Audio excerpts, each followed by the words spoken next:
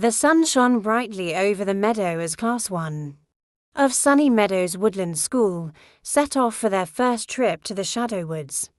Everyone was excited to be going on the adventure that they had been talking about for weeks. Their teacher, Miss Squirrel, had promised a trip to remember, and the whole class now skipped excitedly through the meadow. Well, nearly all of the class. Alone at the back of the group waddled Hank. Hank was a hedgehog who found it difficult to make friends. He always felt like the outsider. The others in the class, especially Matilda Mouse, kept away from Hank because they thought him odd. Yes, Hank was not really looking forward to the day. The journey to the Shadow Woods was longer than expected because Mr. Mole's tunnel train was broken. Indeed, Mr. Mole was there waving them off before he got back to work. This just made Miss Squirrel happier, though, as she could talk to the children about all the wonderful flowers that filled Sunny Meadow. There was colour everywhere. It looked as if a rainbow had crashed into the field. However, at the edge of the meadow, not everyone was looking at the flowers.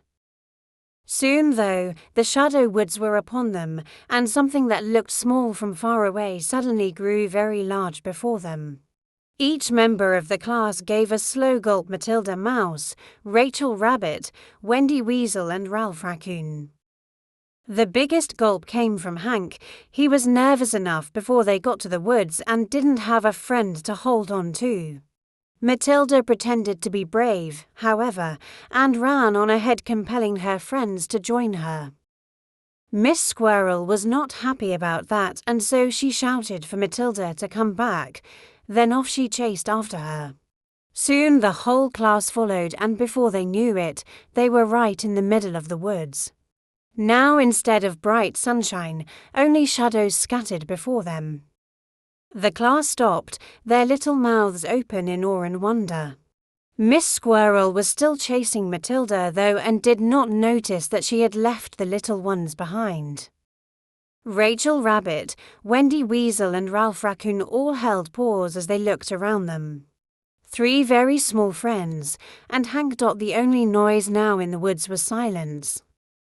Suddenly, everyone got a fright as behind them Matilda Mouse jumped from behind a berry bush and shouted "Boo!" as loudly as she could. After they all had stopped shaking, her friends laughed, all except Hank. "Silly Hank," said Matilda, "you are just no fun." However, before Hank could reply, another noise made everyone turn around.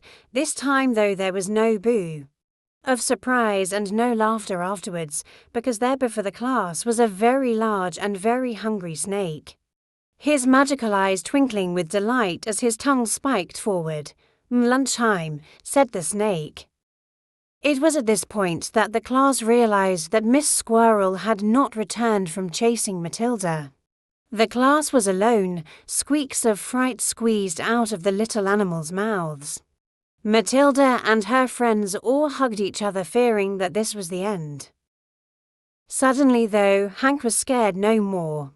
He found a way to save the class. He knew just what he had to do. "Quick, everyone, down this hole," he shouted as he pointed to a hole under a hanging chestnut tree. The animals stared at him and then jumped down the hole. Hank followed, only to be stopped by Matilda, who looked very angry. "Hank, we are trapped now, you foolish hog." But before she could add to her insult, Hank jumped up and flipped himself into a ball. Next, he rolled towards the mouth of the hole and blocked it with his pointy, sharp spikes. There would be no lunch for the snake today.